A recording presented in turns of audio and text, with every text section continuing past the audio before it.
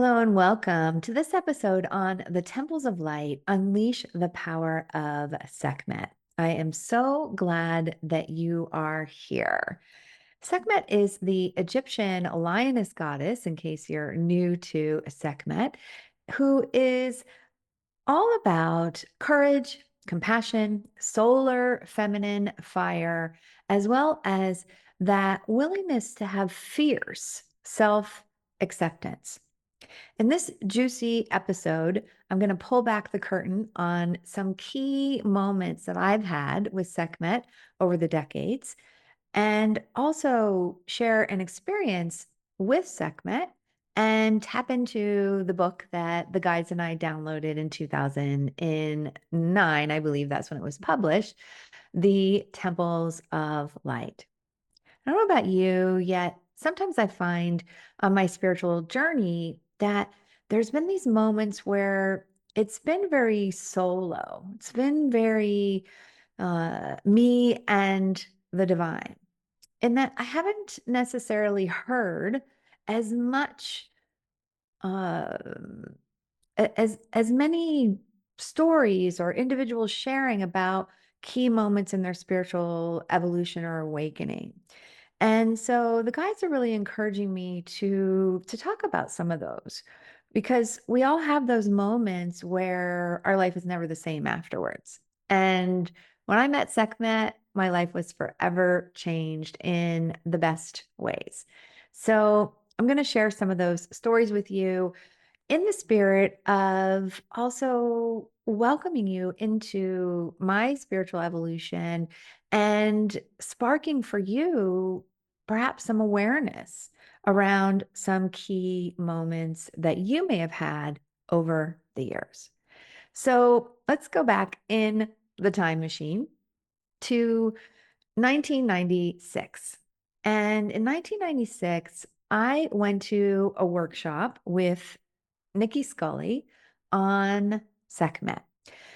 This workshop happened to be happening at horseback riding camp that I'd gone to since I was 9. So I know that this meeting with Sekhmet was set up in previous lifetimes. Like there's just this like perfect positioning of opportunities, experiences, individuals.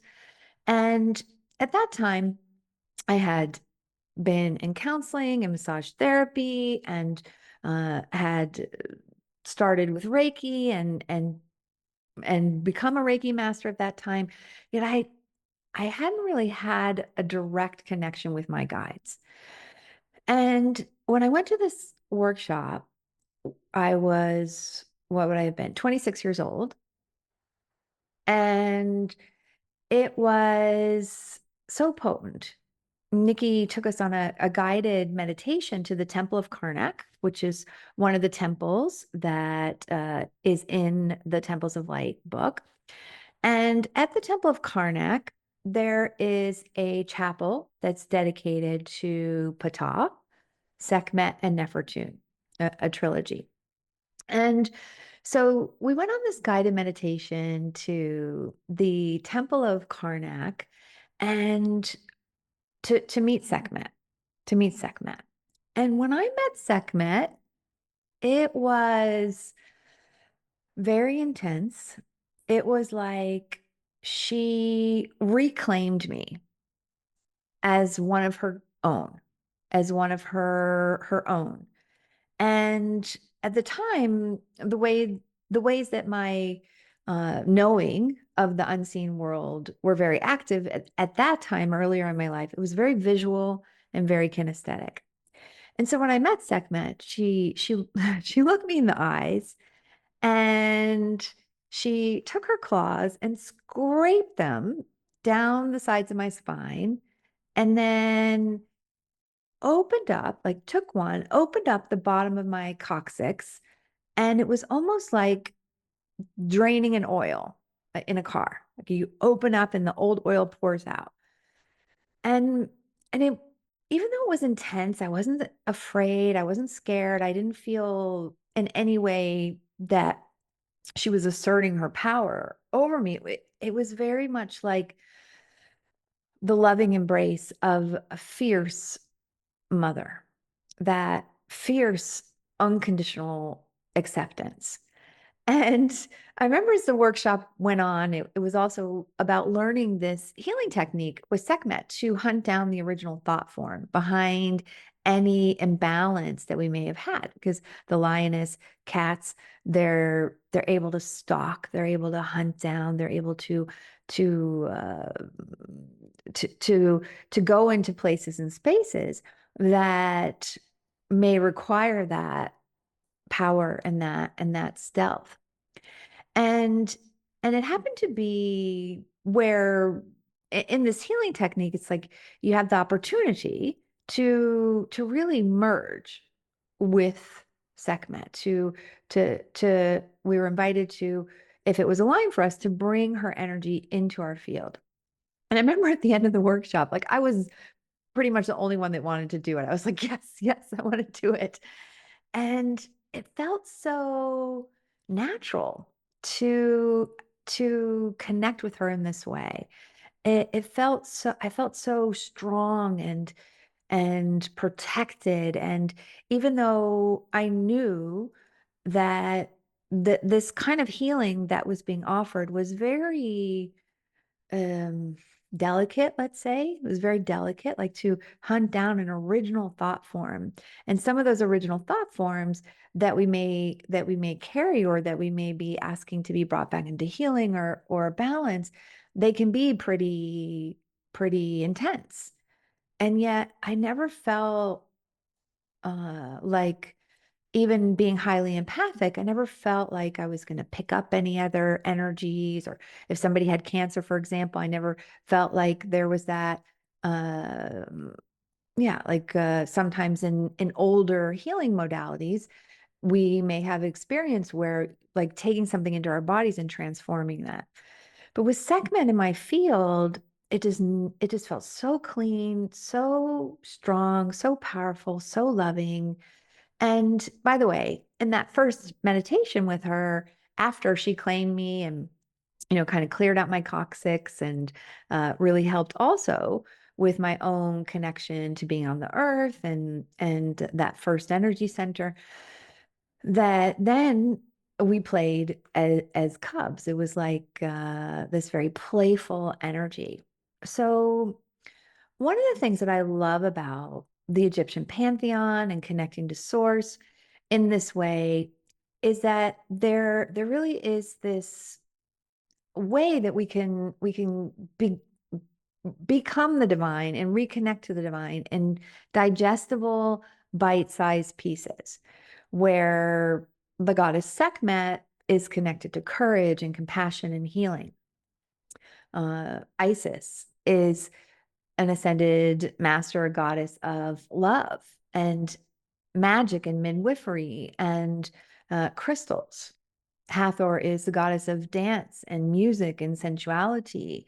And uh, Thoth is the Egyptian god of communication, scribing, also healing, architecture, uh, so many things. And so when we have a connection to a divine quality like truth or power or empowerment, empowerment's very important to my mission in this lifetime. Then when we connect with guides or the aspects of the divine or source directly, God, Goddess, Great Spirit, Infinite Oneness, all that there is, then it supports us in embodying those divine qualities. And for me, Sekhmet was really key, because I hadn't had a conscious connection to Egypt before then. And it was some years, like I had that experience with Sekhmet. And then it was some years until I really 1999, when I really went into a deeper apprenticeship with the Egyptian pantheon, and uh, realized my direct connection too with Thoth and all the lifetimes of that. Yet it was just one of those moments that I never forget. I can still feel it viscerally.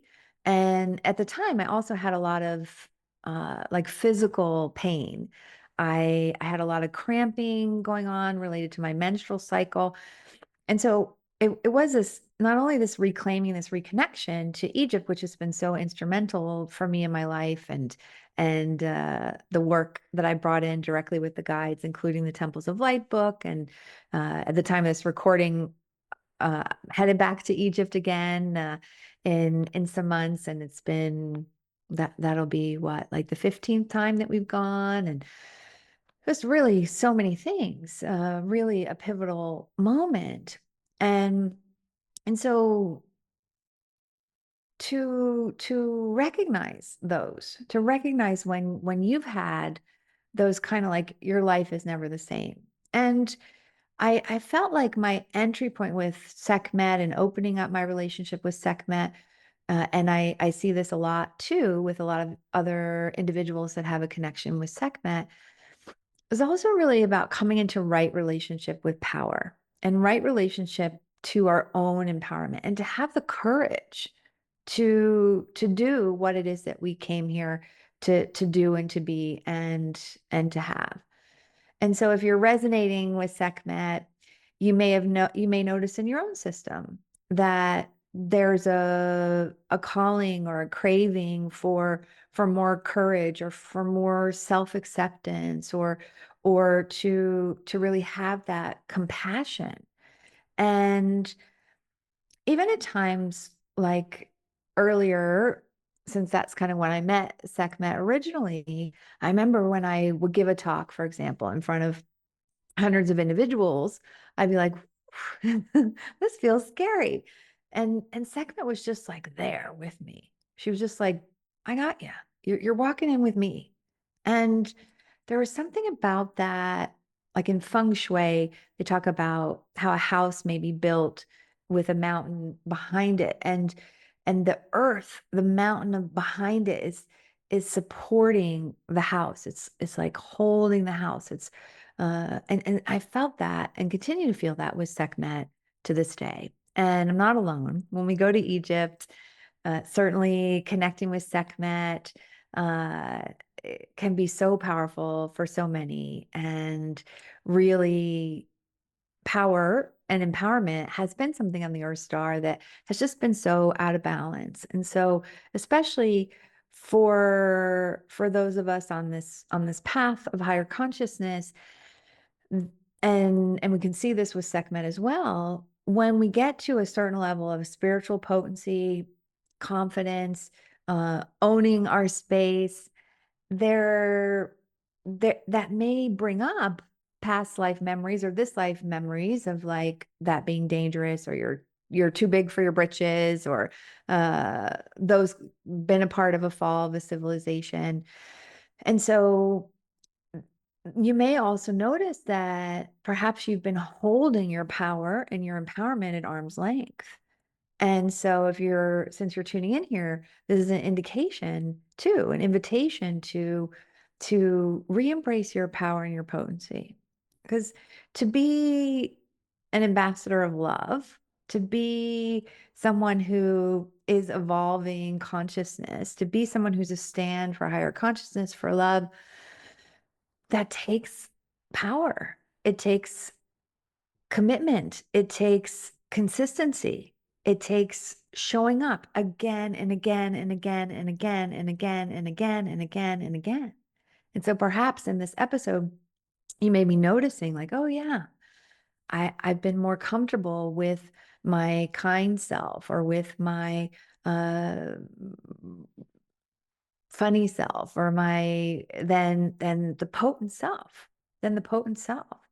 Another thing that I love about the Egyptian pantheon, and Sekhmet models this beautifully, is that there's this blend of like solar feminine fire. She has this solar disc, and she's very feminine in her body, and at the same time very strong.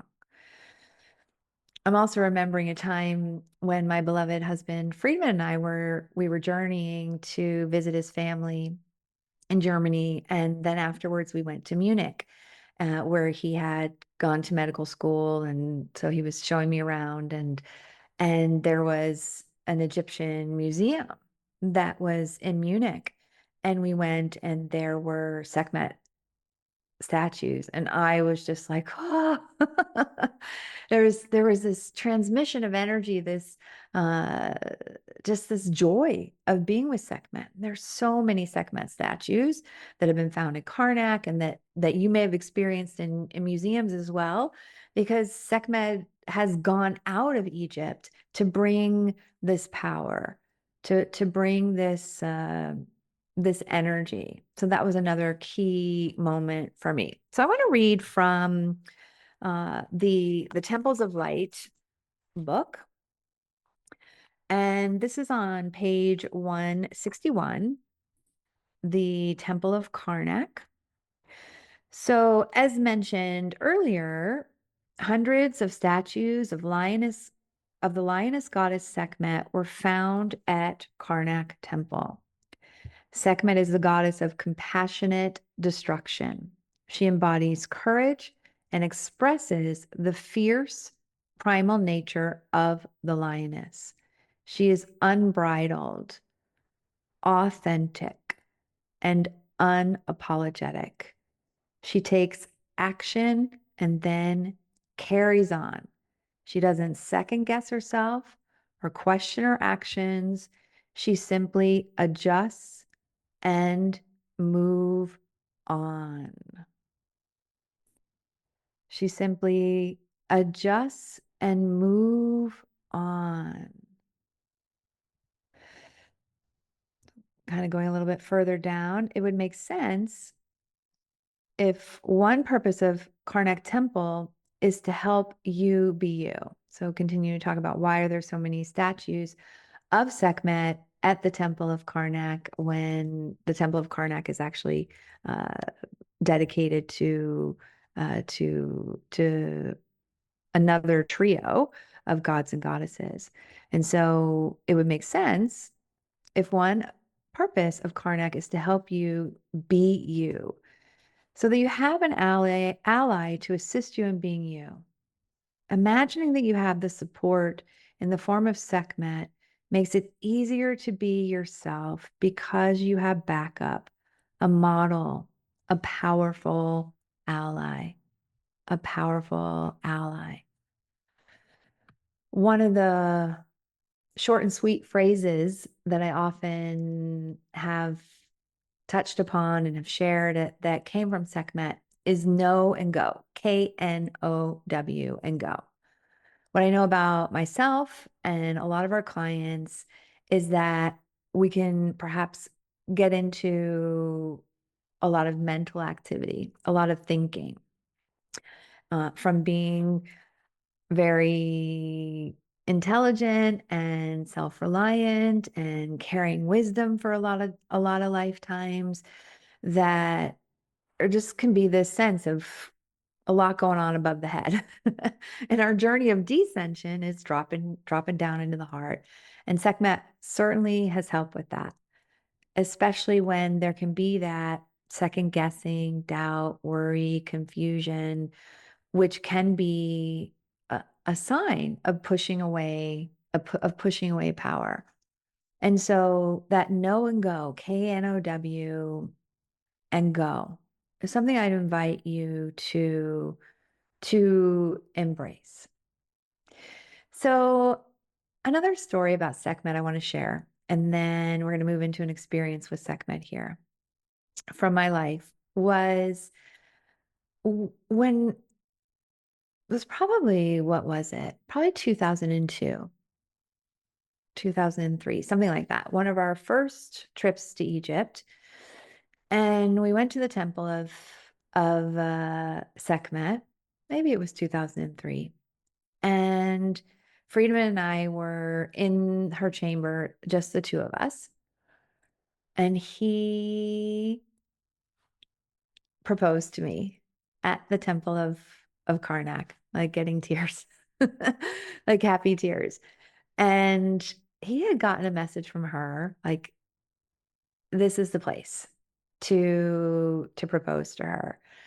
And it was so unexpected, right? Like everyone else probably knew because we had some time in there, just the two of us, that when he was done, he said all these beautiful things and was holding my hands, and Sekhmet was like behind us and witnessing it. I was like, do it again, do it again, because I didn't fully take it in. And he really heard from her to that was the place, and he received this courage from her to uh be willing to stand in front of that witness, to take our commitment to even a greater level. So I have such a strong connection with Sekhmet and a fond connection of Sekhmet. And then when we started bringing groups to Egypt, every time I would come, and I feel like this was one of the reasons that she was encouraging me to do this podcast on the temples of light and connecting with her more, was she asked me to bring people to Egypt and to bring people to her. That was one of those moments. What I speak of as divine assignments, just like I got the download to write the book about the temples, because there's a lot of books about the pantheon, but there wasn't a lot of books about the temples. It was one of those divine assignments of like, Danielle, you can always say yes or no, right? When we get divine assignments, yet part of your mission is to bring people to me. And in a way of recognizing that from a place of equality, right? It's not a power over, power under. That doesn't work in our relationships with the guides. Yet from that place of equality, that having the physical body and also journeying to Egypt, right? That was my first experience with Sekhmet. It was very powerful. That we can heal very quickly. We can come into alignment very quickly. We can. There's a transfer of power, and in each moment, consciously or unconsciously, we're choosing to be empowered, or we're choosing to be disempowered. And so if you're feeling the call to connect with Sekhmet further, I invite you to do that. You can tap into the Temples of Light book. If you're called to go to Egypt with us and join her, meet her in person, and I'm going to show a photo here, and we'll do a brief connection with her in a moment. She's been in that place for thousands of years. So the meridians, the ley lines, like her, she's alive. She's alive. You don't have the feeling that you're standing in front of a statue. There's, she's there.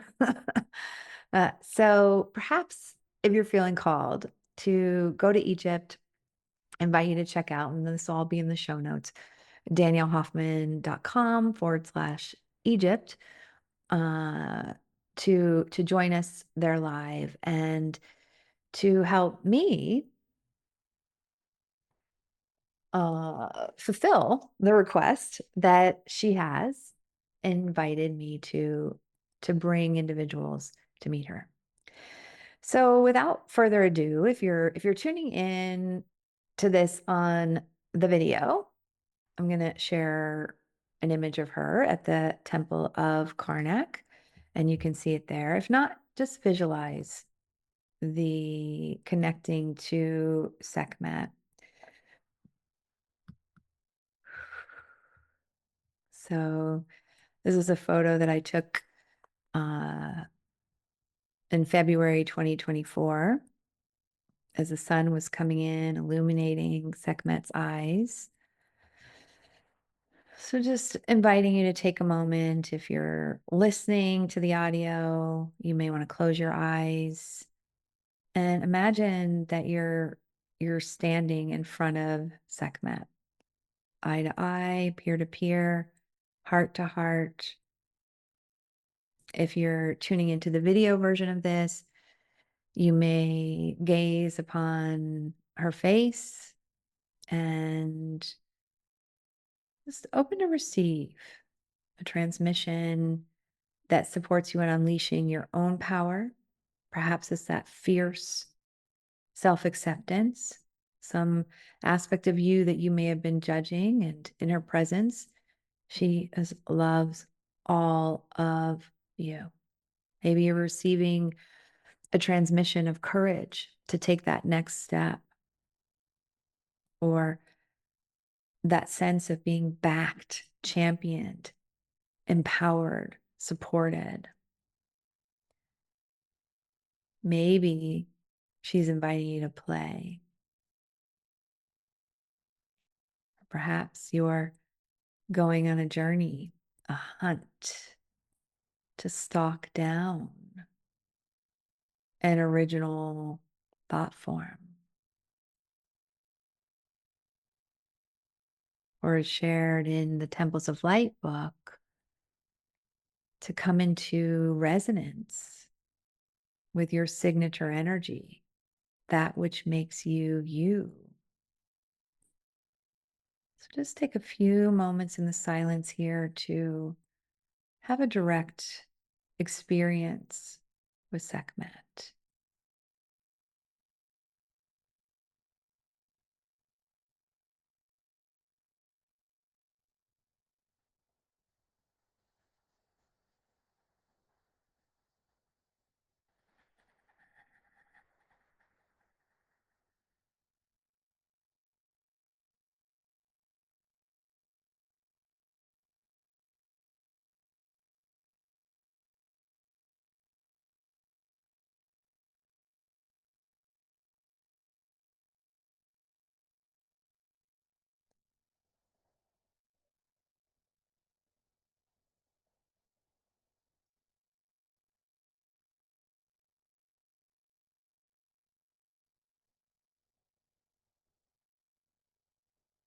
For some of you, she's sharing with me that there's an opening of your ears to be able to hear more clearly the deeper callings of your soul and of your heart. It's an opening of your eyes to see more distinctly and with love your fierce acceptance, how beautiful and magnificent you are just the way that you are. For others, she is saying pretty strongly, it's time to pick up the mantle. It's time to take your place where you belong, just like where I, Sekhmet, have been standing in this chapel for thousands of years. I'm in my place, I'm in my seat.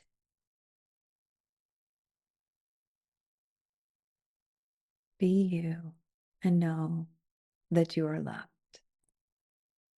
Be you and know that you are loved. Be you and know that you are loved.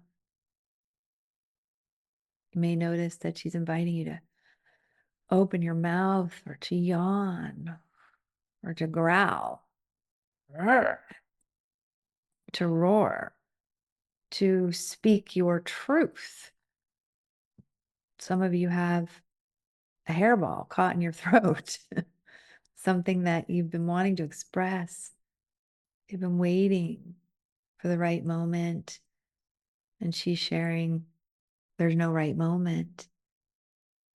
You're perfect already. You don't have to be someone that you're not to express, to speak your truth. Just taking another few moments here, opening to see if there's any message that you receive directly.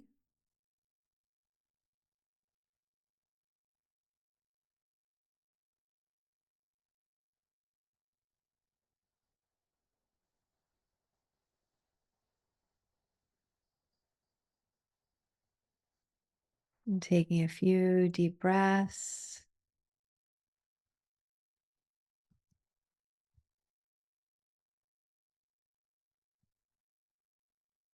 And as you're ready to,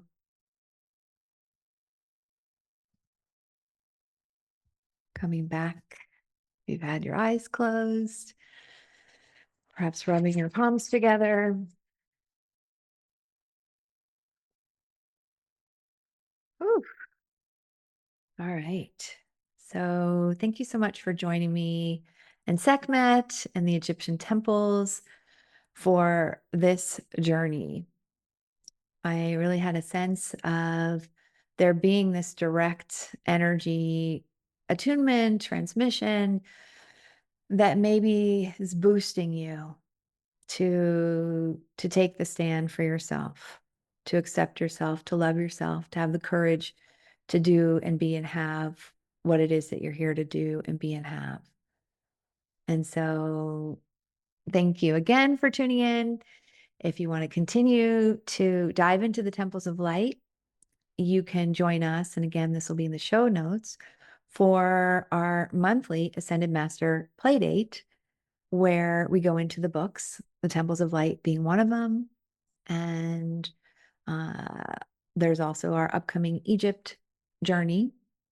And you can also get the Temples of Light at where books are sold and on our website as well. We also have the audio CDs if you'd rather be guided on the journey than reading. And by CDs, I mean now they're digital downloads. Whew, all right. Well, let's send a wave of appreciation and love to Sekhmet and to yourself for being here and for your yes to unleash your empowerment. All right. Sending love. Bye for now.